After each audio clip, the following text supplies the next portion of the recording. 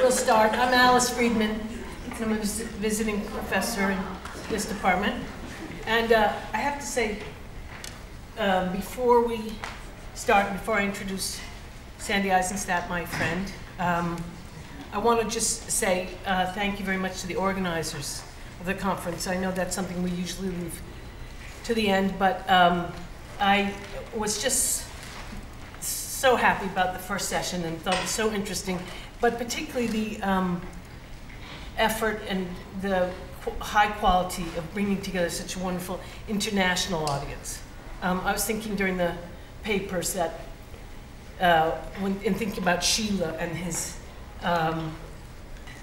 nostalgia, excuse me, for the small town, how that condition of coming from a small town is, increasingly a small isolated town in the rural world is increasingly rare, and how interesting it is to find that in Sheila's work, but also how international, to our great improvement and to our enrichment of our work, we've all become. And so thank you all for coming.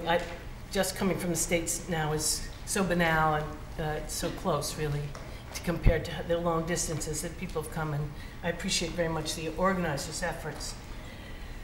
I'm also extremely happy to be able to introduce Sandy Isenstadt to you today, and to have him with us at Kingston. Sandy is a wonderful architectural historian who teaches modern architectural history at the University of Delaware, and previous to that at Yale University. I love his work so much that I actually recommended him twice to the organizers of this conference. Once when the topic of flow was announced, I immediately said, well, Sandy works on what you see through picture windows. He works on what you see through the window.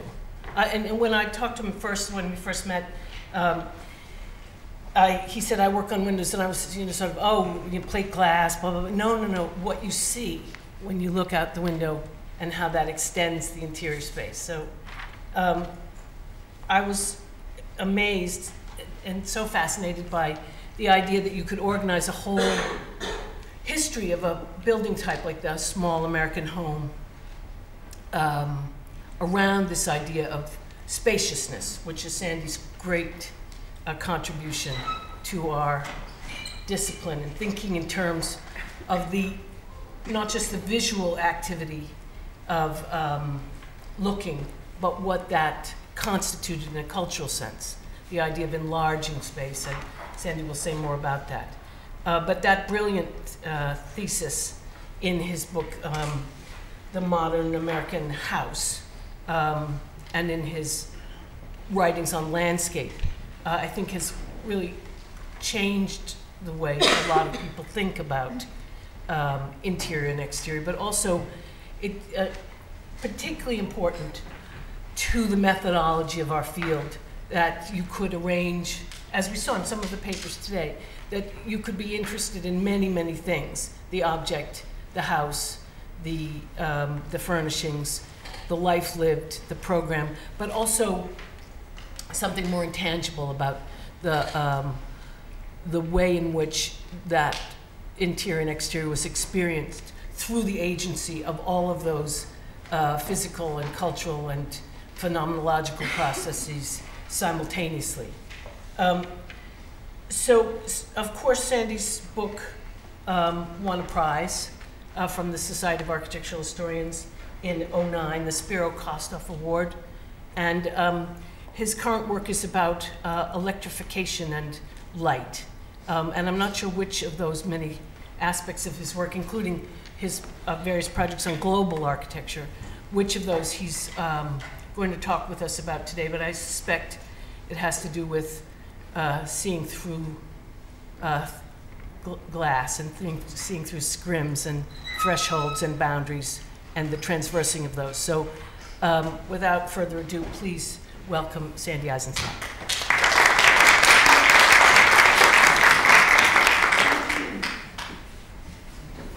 Thank you, Alice, for that very kind and generous introduction. Thanks also to the organizers for inviting me. Many months ago, I was asked for a title of a paper, and I thought Kitchen Landscapes was very promising.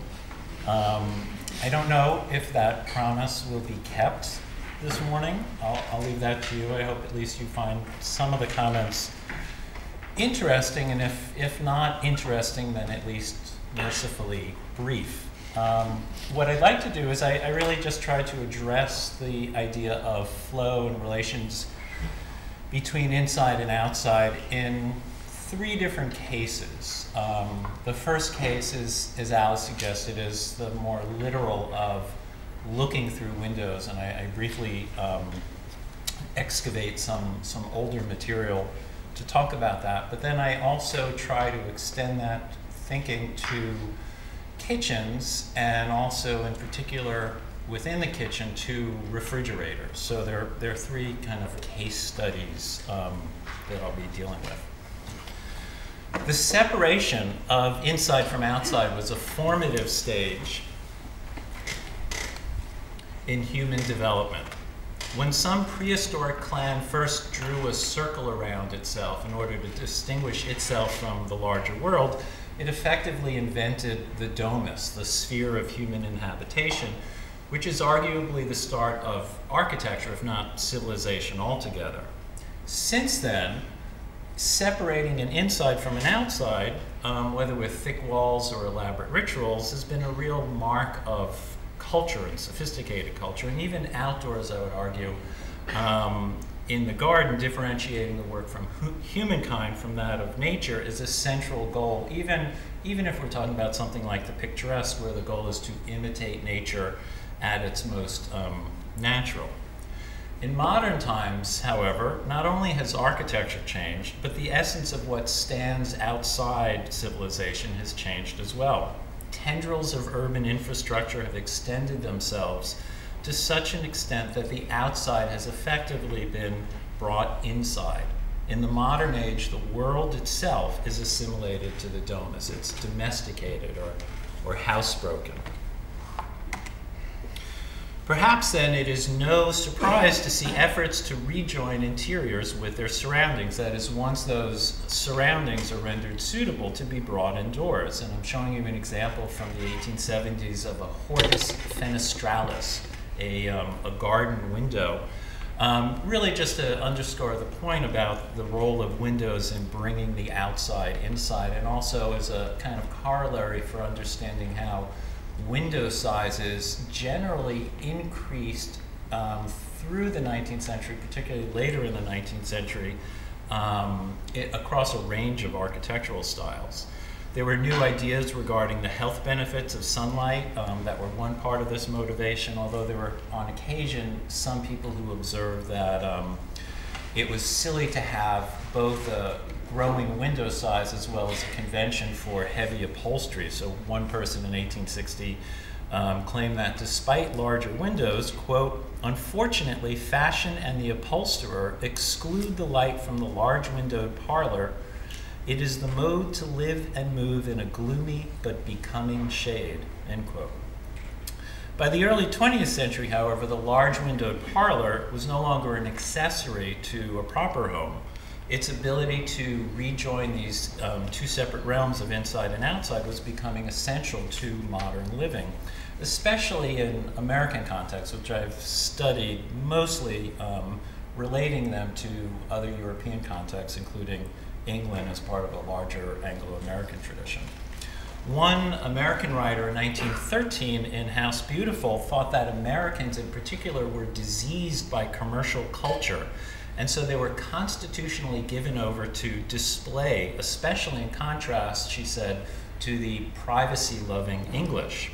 This was the only explanation that she found for what she thought were hideous expanses of plate glass. And it was her the way that she understood what she called the American illness of quote, "to see out," end quote. And so this is Carolyn Klingensmith. "It is hard to understand why most people insist upon seeing out," she wrote.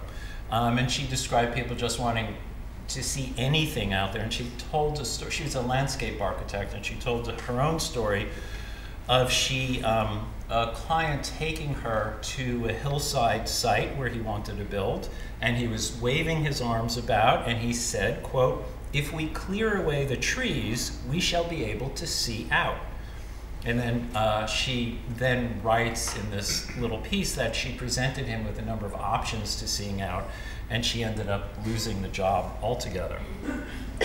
So this desire to, and I should also add that there's a very interesting contrasting history of legal protections in the United States and in England.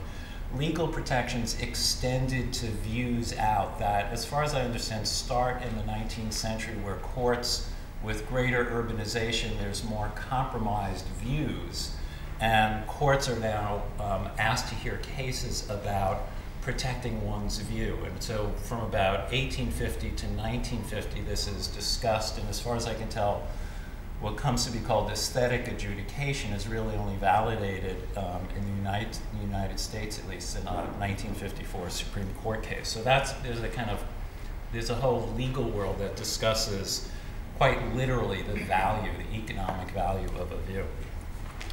So this desire to see out was registered in an architectural element, the picture window, by which I mean a large rectangle of glass and a landscape view through the glass.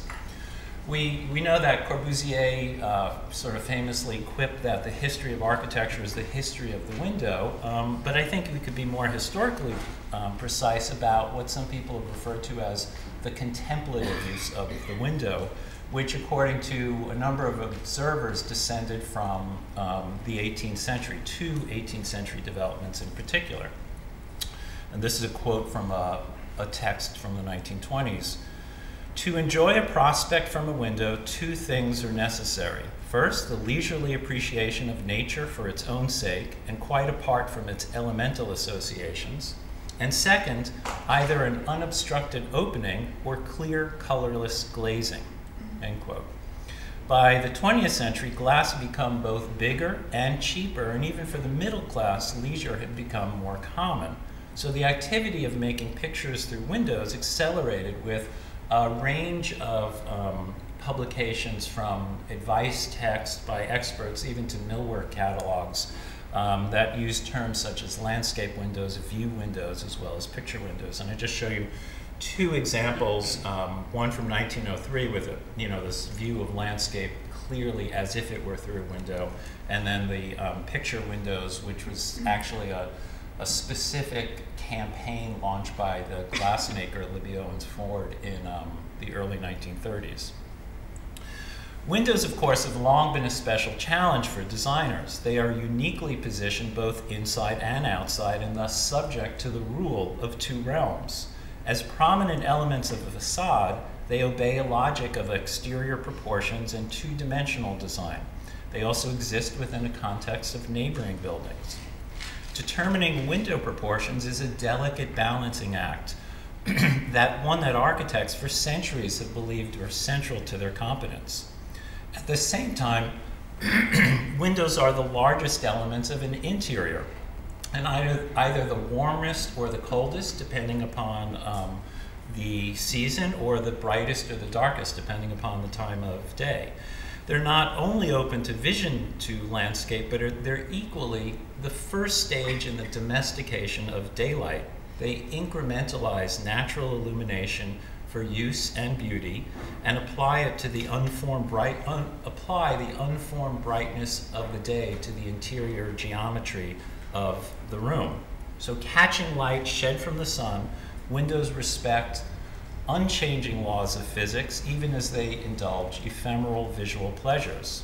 For these reasons, for the functional demands placed on them, as well as for their symbolic weight, for their simultaneous service to the kingdoms of inside and out, satisfying both convenience and beauty, as well as their differential significance to owners and architects, windows have long been notoriously difficult to design.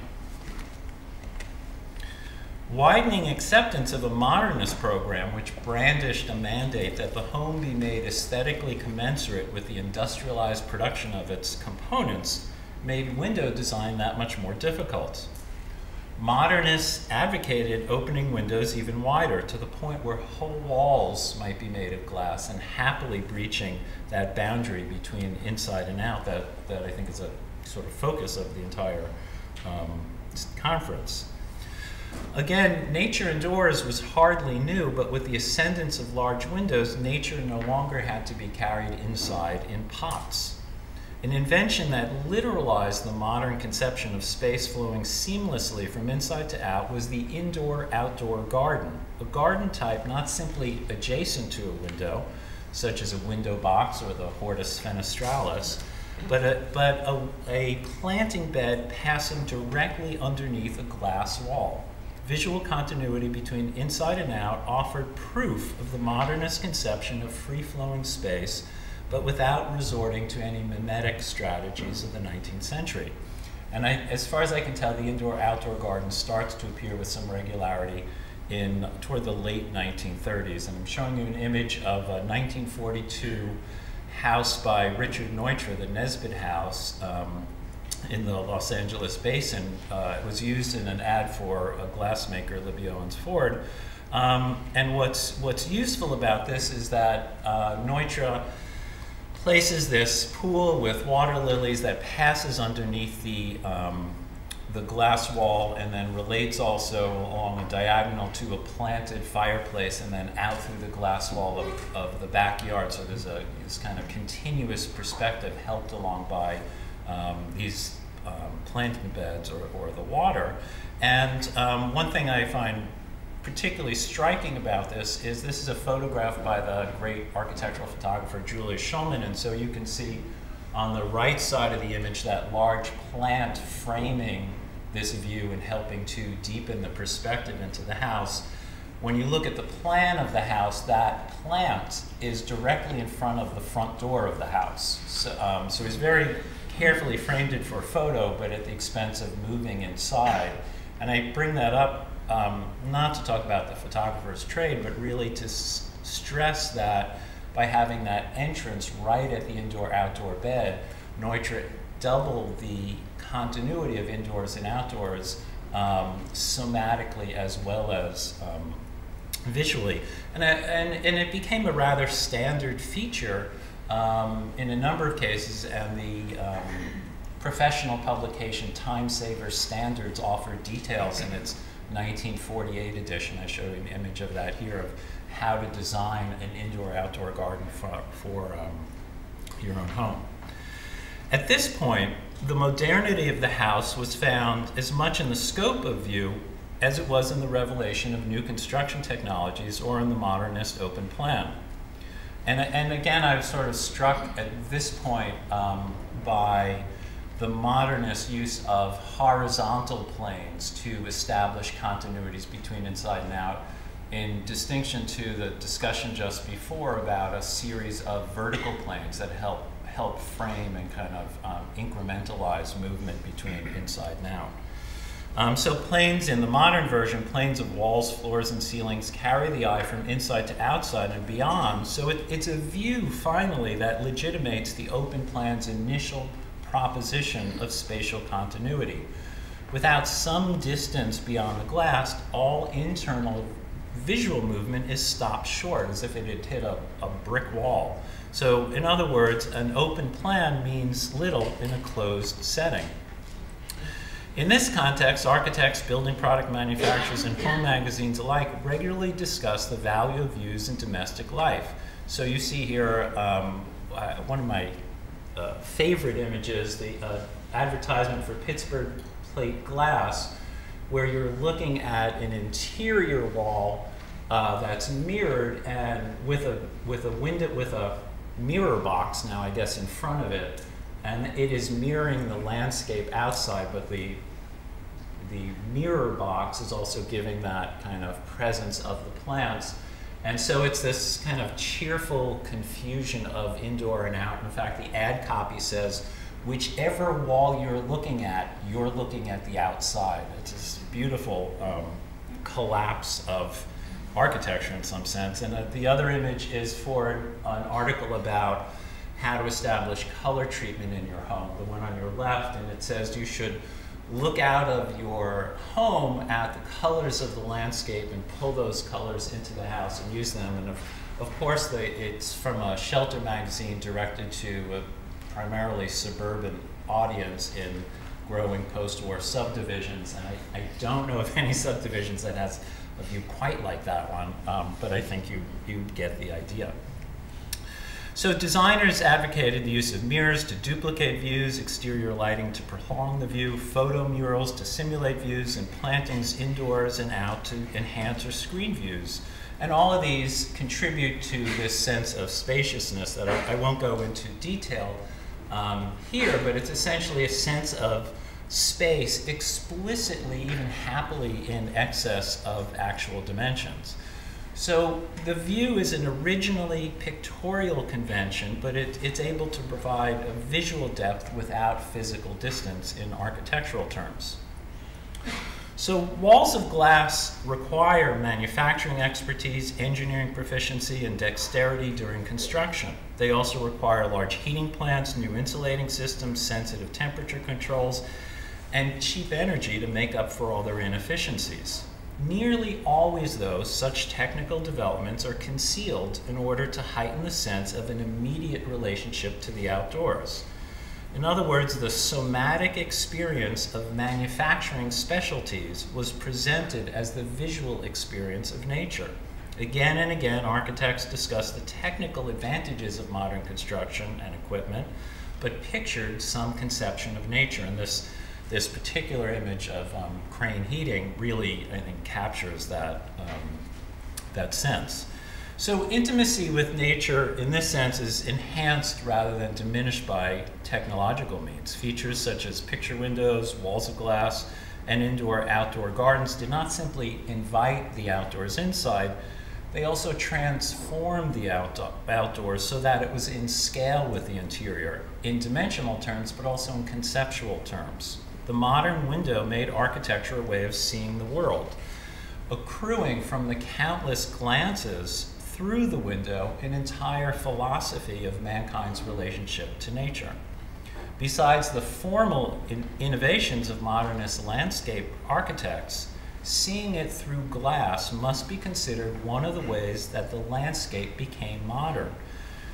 Even when the scene was as old as the hills, gazing through glazing was distinctly modern.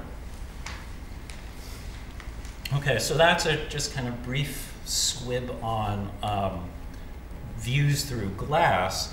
Now I'll talk about refrigerators and then try to generalize to kitchens. So with greater use of large windows in every room of the house, even unlikely spaces such as bathrooms and kitchens were increasingly contextualized in the post-war period by reference to a view. And here you see an article about how to have a bath with a view, and of course this requires, if not lots of land around the house, some clever screening in order to balance privacy where it's probably needed the most, with this idea of an outward view. And as well as in kitchens, this is a advertisement for ceramic tile, but I think it captures this fantasy of presenting the center of domestic labor as if you were on holiday somewhere, as if the family's just playing. It's no longer a place of work. And I think this role of the kitchen as a place of family togetherness and celebration, despite or through the repression of the labor, is in very sharp distinction to anything earlier about women and their ability to experience leisure or love, say, whether romantic or maternal love is by coming out of that workspace. But the kitchen in very many ways becomes a kind of arena for all sorts of family relations. And I'll show you just another image of the kind of bringing up of the socializing of a child, in this case a daughter, into her gendered social role as she steps into motherhood. And so here you see her, you know, quite literally bathed in this reflected light off the refrigerator. It's a spiritual moment, and the mom is looking on. So the mother is transferring these ideas of motherhood through the medium of the refrigerator. It's a powerful image of that. But the logic of the view in particular prescribes the visual expansion of every interior. So even refrigerators had to do more than simply blend with surrounding decor. And I just show you an image about of another advertisement for a refrigerator, trying to relate the refrigerator itself to some of the themes of the modern house, including glass walls, and you can see that at the top, and these easy relations with the exterior landscape. So in sharp contrast to interest in the 30s in the refrigerator as an object, the refrigerator itself becomes, for a moment at least in this post-war period, a kind of window onto a larger landscape. Not only was this suburban landscape being built in a number of nations, particularly in the United States in the years following World War II, but it was flowering in an expanding range of shelter magazines, which were the primary medium for advertisements of this sort.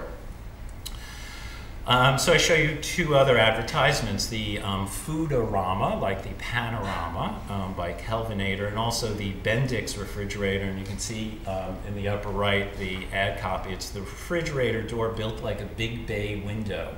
And the technical innovation at this moment was the use of the door for storage of food. Prior to the 1940s, the door was just a door, but eventually manufacturers learned to put shelves in that, so that it had this diptych or triptych effect when you opened it up. So like a view, Kelvinator's Foodorama was able to bring the outdoors indoors by presenting a culinary rainbow within the kitchen. Ad copy, quote, a panorama of foods at your fingertips, end quote, repeated the view's pictorial creation of depth within an arm's length.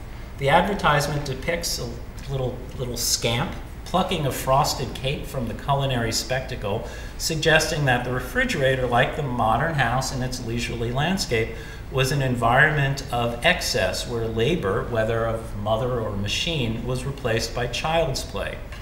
So invisible were the technologies of both house and refrigerator that the sense of enclosure dissipated before this vision of broader scope.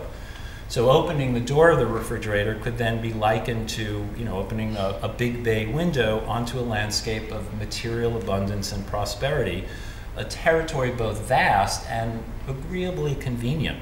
Ease of movement between inside and outside, between hunger and satiety, how do you say that? Between hunger and not being hungry anymore, brought the natural landscape that much nearer. So as it continued to grow in capacity, just as families diminished in size, the refrigerator of the 50s encouraged consumption, even as it made the infrastructure of consumption invisible. Home design experts rationalize increasing consumption in terms of domestic efficiency. And I'm showing you here another advertisement for a Crosley refrigerator that was, quote, designed especially for supermarket shoppers. And it was called the Fresh and Frozen Food Center, promised storage for months of frozen meals, bushels of fresh things, and it shows a woman shopping. She is literally made whole by her presence in these two different environments of supermarket and home refrigerator. And supermarkets they're actually invented more or less in the 1920s or so, but they grow tremendously in the post-war era and start marketing themselves rather aggressively in the new suburbs.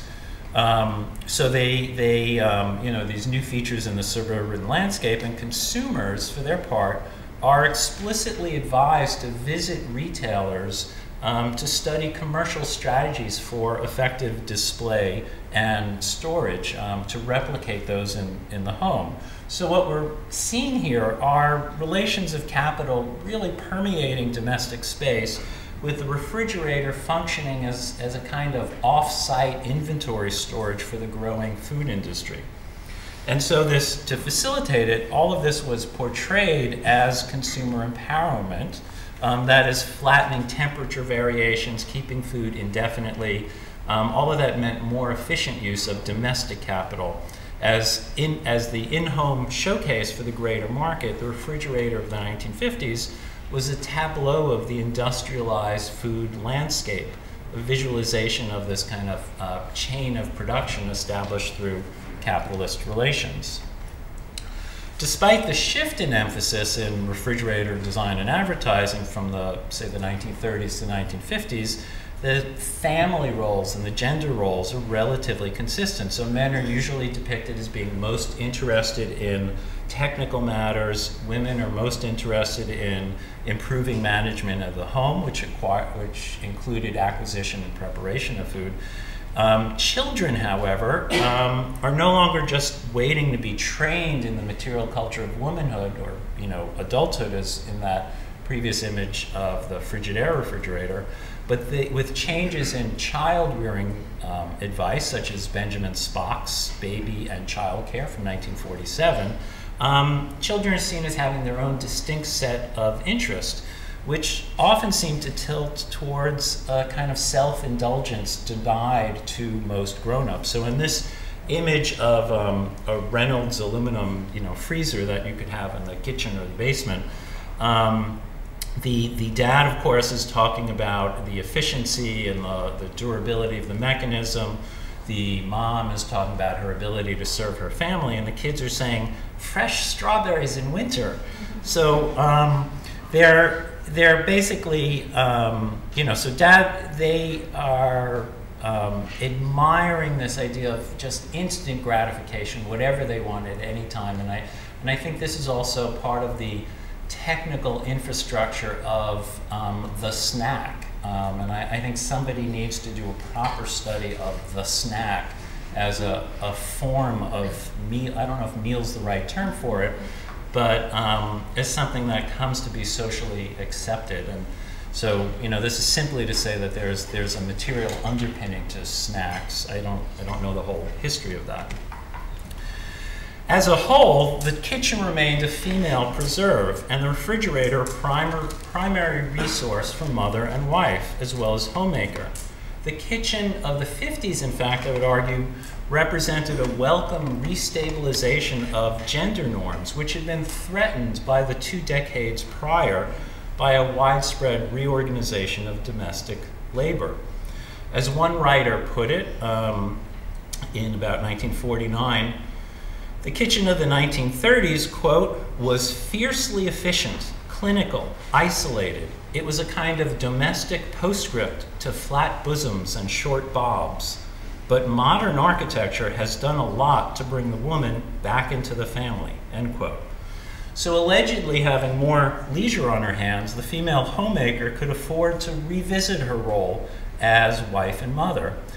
Somehow, this new fulfillment of womanhood involved fuller bosoms from Playboy magazine, which had only just rendered the girly magazine a mainstream, if not exactly respectable periodical, to refrigerator ads that openly realigned sexual innuendo and oral gratification.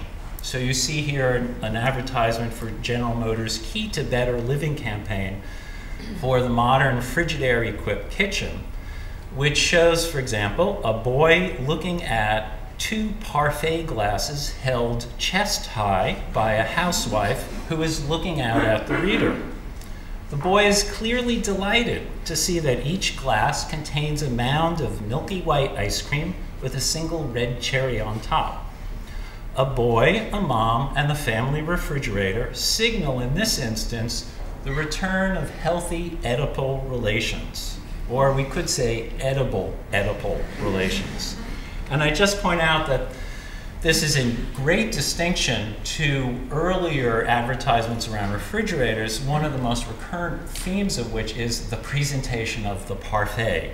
And so what you see here is the woman presenting the parfait to the man, And the reader doesn't have the view that the man has, but if you follow his sight line through the mounds of ice cream with cherries on top to her body, they map quite well onto the view that we were given in that later ad. I won't go into any more detail. So in short, the refrigerator itself is caught up in this larger symbolic economy. Appreciated in the 30s as an advance in human engineering, by the 50s it's portrayed as a return to natural goodness.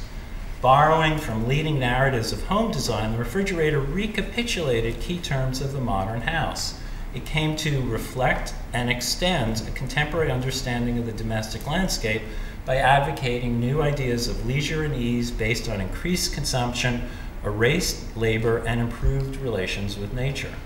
When the door of the 50s refrigerator opened, the entire unit receded, vanishing among, when the door was shut, the unit recedes, vanishing among the flush surfaces of, and polished metals of modernist aesthetics. But the moment hunger pressed, the refrigerator unfolded, seemingly by itself, into a vision of gustatory plenitude, an instantly edible spectacle, with every snack a story of material well-being.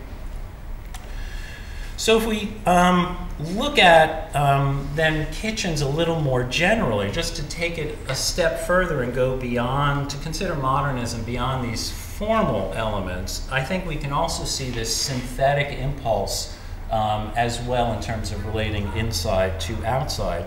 So kitchens also join inside to outside, but not only in these visual terms, but I think in procedural terms that align food preparation in the kitchen with this larger geography of food production and distribution. So we'll try to talk about that.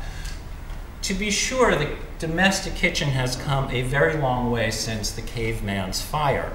But the basic idea, transforming organic matter into proper food by the controlled application of heat, is more or less the same. Within this admittedly narrow definition, the kitchen can be understood not only as an instrument of civilization, and as far as I know, cooking food is unique to humankind, but more specifically, the kitchen can be understood as a means of regulating various flows, including everything from fuel and air to manage the fire, to seasonal streams of gathered plants or hunted flesh, to the continuous removal of cooking byproducts and refuse. The entire operation is directed toward guaranteeing the flow of another form of energy needed to keep the human body running. Much of that energy, of course, is subsequently expended in pursuit of organic matter to process into food. Less so today, more so in the past. And I think it's partly a matter of serendipity that these efforts towards simply fueling the body resulted in having something that tasted nice, something nice to eat. And since the caveman days, say, I think the purpose of the kitchen, much far more than survival, is of course to serve this ideal of making something pleasant to eat. The sum of which means that for all the ways that kitchens have changed in the past, it's essentially a mechanism to turn flows of matter and energy into moments of sensual pleasure. As such, the household kitchen evolves in response to changes in the forms and availability of organic matter and the types of energy used to transform it into food.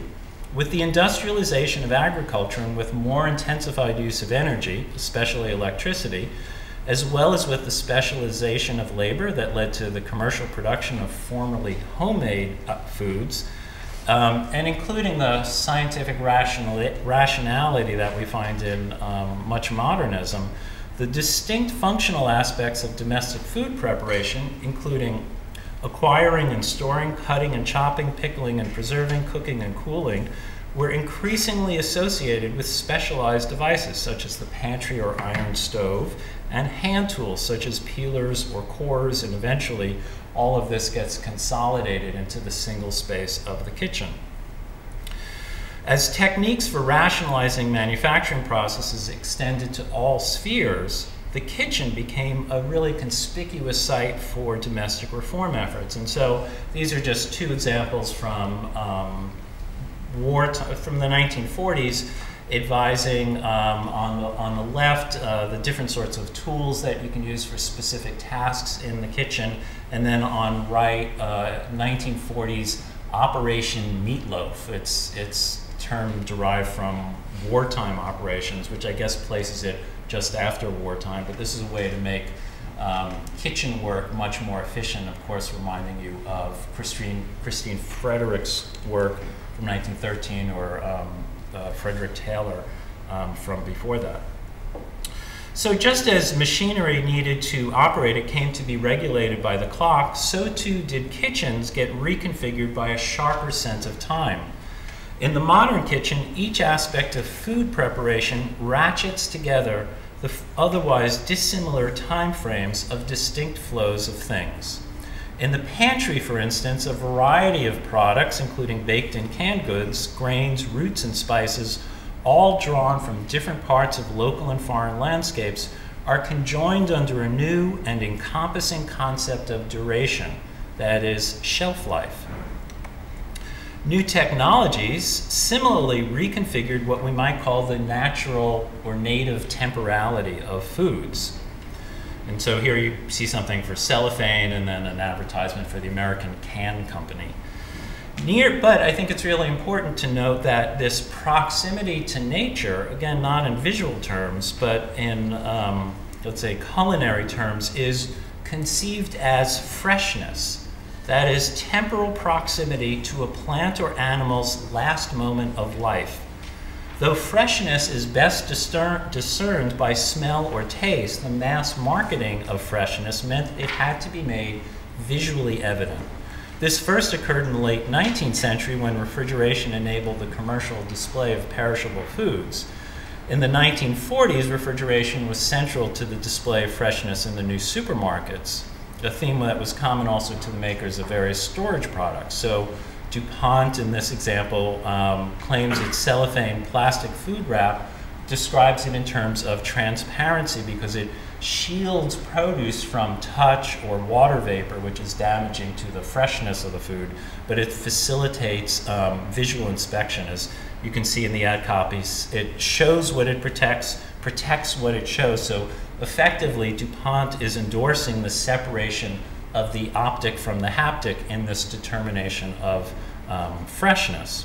And freshness, I'm arguing here, is itself a kind of flow. It's a kind of relationship of inside and outside. Just another example of the strenuous efforts that manufacturers had to go to claim that their products, such as cans, promote this sort of freshness. So again, this transparency between farm and the children eating, mediated by the can, which of course is just invisible other than this unifying oval that brings these into direct contact. The idea of freshness was the consumer's eye view of the technological slowing of the biological time of decay. Things just killed or long dead were equivalent in the refrigerator's controlled climate. Just as outdoors could be separately filtered into somatic and visual components, so were seasonal cycles redistributed within the refrigerator interior. By controlling seasonal fluctuation in food supply, products from different parts of the calendar and different parts of the countryside could all come together. Promotions in 1953 for International Harvester's 7-climate refrigerator. That's really quite an aspiration for a refrigerator, 7 climates. These depict the refrigerator as an inset hovering over a food landscape. Florida citrus, Wisconsin cheese, Texas beef, apples from Vermont, and pineapples from Hawaii, and Mom's cherry and whipped cream topped chocolate pudding were recast as a domestic comestible pastoral, visible, accessible, ingestible. Cooking, too, brings together and recalibrates temporal flows as the chef makes use of a cooktop and oven, hot and cold running water, refrigerator and freezer to alter the ingredients' physical makeup as a stage in the creation of something entirely new. Various signals, such as rising steam, bursting bubbles, and telltale odors, mark the progress of the edible amalgam as it is shepherded closer and closer toward the coming moment of consumption. The reinvention of the kitchen as this kind of factory, of course, is perfectly expressed in the 1926-27 design by Margareta Schutte-Luchalti in her Frankfurt Kitchen, which was designed for a large building campaign. It was in fact installed in thousands of apartments in the greater Frankfurt area. And it's I think, really remarkable as a design for making these many flows into and out of the kitchen easily accessible and visually manifest. So you have cast aluminum storage drawers and glass-fronted cabinets of varying size holding foodstuffs and cookware, all at an arm's length away from the cook at any point in the plan. And in addition, the drawers, many of these drawers, particularly the aluminum ones, could be removed to pour their contents. And so what's interesting when I thought about what goes in those drawers, they're all flowable foods. So they're flour, sugar, potato meal, grain are put into these containers, pulled out, and then poured into mixing bowls. The larger storage is either underneath or in cabinets to the side. At the far end of this image is a working surface where there was a swivel chair with a pull-down lamp, and you can just see on the right the sink. So you have the wife or mother, you have to imagine, is spinning around on her stool to manage the foods coming in, the meals going out, the waste washing away, and the whole kitchen being integrated into the rationalized construction and industrialized methods and modern materials and emphatically repetitive designs of modern housing that was being put up in Frankfurt at just that time. So evolving technologies and instrumental thinking are not all that shape the kitchen, however. Pleasure also changes. Certainly the kitchen creates oral pleasures such as warmth, textures, and tastes of various dishes, as well as their combination and sequence in that higher order construction, the meal, all of which is underpinned at every point by smell. But pleasure is primed by visual and even intellectual means. So at first glance, I think the Frankfurt Kitchen can be, its meticulous design appears to have blanched all possibilities for pleasure by creating this stripped down, regulated workspace that's designed to dominate the woman's attention in dispatching her daily chores. But I think if you look closely at this, you'll see a genuine passion and delight in visual organization, this kind of syncopated synchrony of pattern and surface. And whatever it was like to work in such a kitchen, it's a joy to behold, a celebration of exquisite restraint, the pleasure of refining that final increment of material flows of foodstuffs that extend from the kitchen all the way back to distant farms and ranches via the points of distribution. So with the kitchen so explicitly a site of the artificial, it's no surprise that it's also salted with all manner of gadgets that cut and join, shred and blend, denude and dress, separate and compress, baste and dry, and on and on. To the extent that the kitchen was an exclusively female preserve, its proliferation of specialized hand tools and its electrical appliances plugged into the most intricately wired spot in the entire home replicated the factories that, in the American context, women who had just stepped into those factories for the purposes of the war effort when the men went off to the war were now leaving, often not by their own choice, but to make room for these returning veterans. So one can picture this famous icon of Rosie the Riveter and her can-do spirit during the war. She finishes assembling a fuselage in the factory. She puts down her rivet gun, and then she picks up a pastry bag and puts this last dollop of sugar-coated frosting onto the dessert for her returning flyer. In this sense, the kitchens are one of many institutions that manage the character and distribution of human energy to accord with cultural beliefs regarding the appropriate spheres for various kinds of work. So just by way of summary, what I've tried to illustrate is not only how the border between inside and outside is more porous than we might first have guessed, but also how interiors may be defined by the specific ways in which that, dare I say it, porousness, is structured, and in turn conditions the lives of those who dwell within. Thank you very much.